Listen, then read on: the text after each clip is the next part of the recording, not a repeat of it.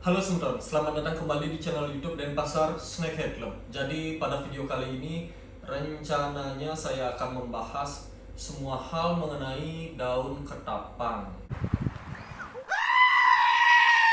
Nah, daun ketapang itu sendiri bagi kalian penghobi atau keeper yang memelihara Canamaru khususnya, kalian itu wajib mempunyai stok daun ketapang di rumah, baik itu daun ketapang kering maupun yang kalian olah menjadi ekstrak ketapang, itu terserah kalian, itu wajib hukumnya.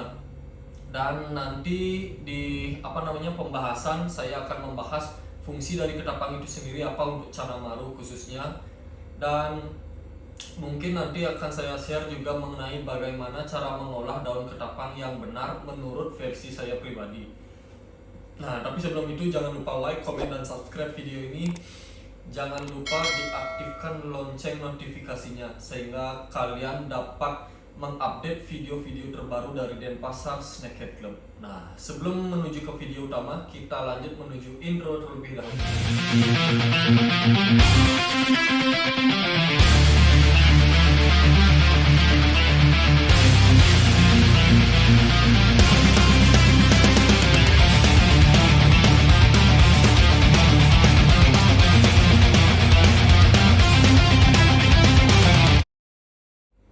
Oke sebentar, jadi kita masuk ke pembahasan yang pertama, yaitu fungsi dari daun ketapang, baik itu daun ketapang kering maupun ketapang yang sudah diolah menjadi ekstrak ketapang yang dicari airnya saja.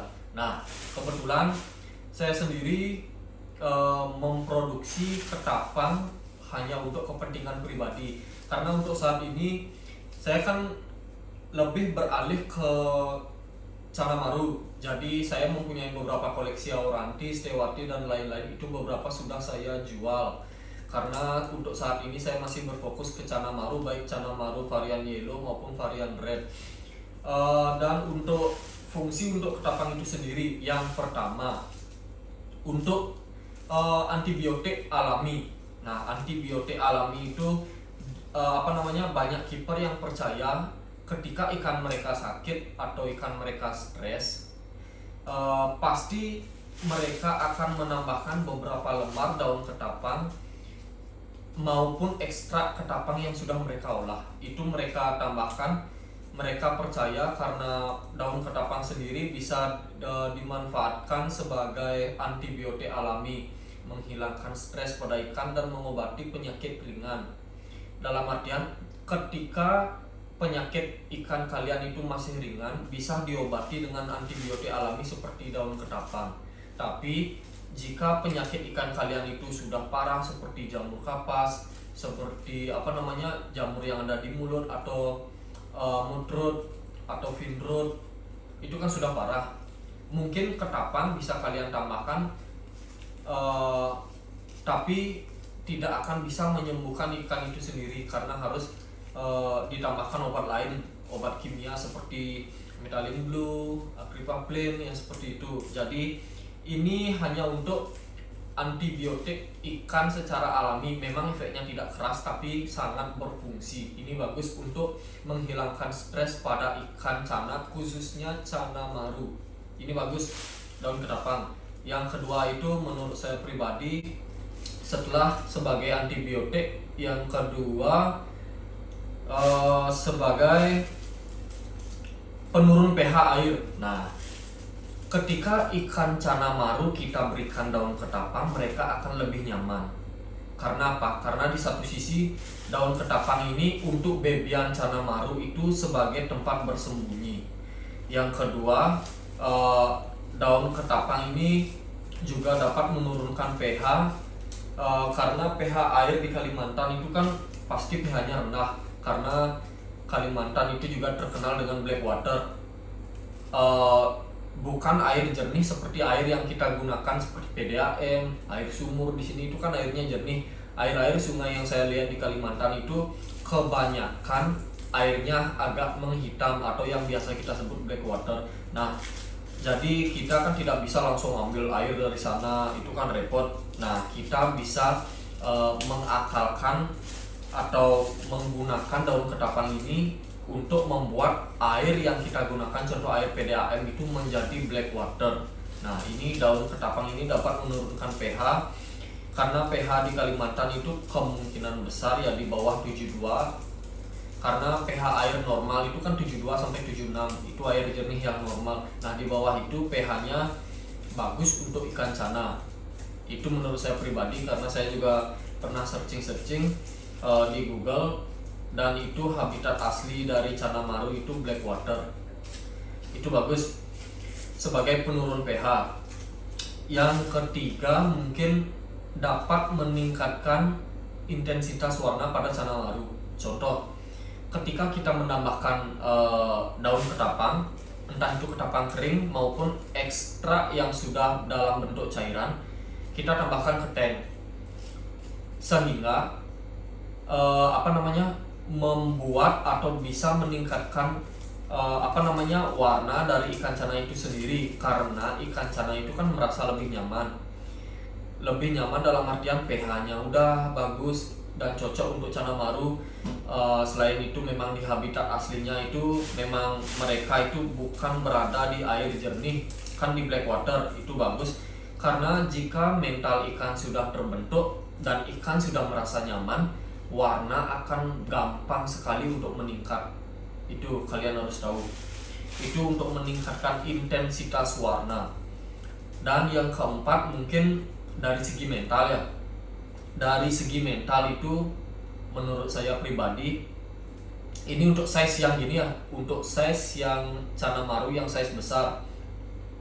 Ketika saya menambahkan black water atau ekstrak daun ketapang kepada cana maru yang berukuran sedikit tidaknya remaja maupun dewasa, itu mentalnya sangat gampang terbentuk. Karena mungkin dia merasa nyaman karena pH-nya udah bagus, karena seperti di habitat aslinya, itu mental sangat gampang terbentuk. Karena khususnya ini sendiri, ini dulu di air jernih ditempatkan oleh teman saya, dan saya bawa ke sini, saya kasih ramuan black water. Jadi ramuan ini saya buat sendiri, bukan hanya daun ketapang saja. Dan saya akan berikan black water, dan ada videonya dia, bahkan baru 1 hari masuk ke sini, besoknya udah mangap-mangap, gampang sekali membentuk mental. Karena di sana juga biasa-biasa aja dia, tidak terlalu galak, bahkan tidak sampai mangap-mangap. Kalau di sini saya kasih black water itu dia langsung ngantong-ngantong kaca. Intinya mentalnya itu 2 kali lipat meningkat. Nah, itu menurut pengalaman pribadi saya. Jika kalian memiliki persepsi pribadi tentang daun ketapang, itu boleh kalian share atau komen di komentar YouTube, nanti kita saling sharing. Nah, itu kan bagus. Dan mungkin itu saja manfaat dari daun ketapang untuk cana maru. Dan sekarang saya akan memberikan penjelasan bagaimana cara mengolah ketapang. Bukan cara mengolah ketapang yang baik dan benar, tapi ini mengolah daun ketapang versi saya sendiri. Karena banyak versi yang saya lihat di YouTube, banyak orang yang memiliki caranya masing-masing dalam mengolah daun ketapang. Itu saya pribadi tidak bisa menyalahkan mereka atau membenarkan caranya saya sendiri. Itu tidak bisa, karena kita memiliki cara dan persepsi masing-masing. Nah, untuk saya sendiri, saya mengolah daun ketapang kering. Yang saya gunakan itu daun yang baru jatuh dari pohon. Baru jatuh dari pohon itu, keadaan daun itu belum kering. Memang warnanya itu kekuningan, agak sudah layu, tapi belum kering sama sekali. Nah, saya itu yang saya gini, daunnya seperti itu yang saya ambil. Saya kebetulan bekerja di pinggir pantai, di suatu villa di Seminyak. Di pinggir pantai tersebut ada ada pohon ketapang besar. Nah, di sana kebetulan saya tempat mencari beberapa daun ketapang yang saya kumpulkan setiap hari sedikit demi sedikit.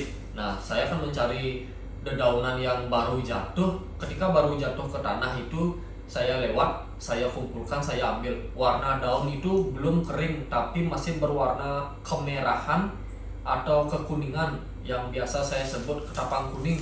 Nah, Jadi itu yang saya ambil, saya simpan terlebih dahulu, saya kumpulkan eh, mungkin satu plastik seperti ini, daun yang masih setengah kering. Nah, setengah kering. Jadi mungkin di antara kalian ada yang menggunakan atau mengambil dedaunan yang di jalan, itu kan kondisinya sudah kering seperti ini. Itu sih menurut saya pribadi tidak terlalu bagus karena efeknya juga kurang. Tapi terserah kalian, itu persepsi kalian pribadi. Nah, terus saya pungut, saya taruh, saya kumpulkan di plastik, kan udah banyak. Nah, lalu saya cuci dulu. Saya cuci bersih karena daun itu kan banyak mengandung kuman-kuman, mengandung bakteri, mengandung parasit, itu takutnya membahayakan untuk ikan. Dicuci bersih sampai bersih sekali. Kemungkinan dibilas itu selama 3 kali kalau saya pribadi, karena pakai mesin cuci di tempat kerja itu jadi gampang nyucinya.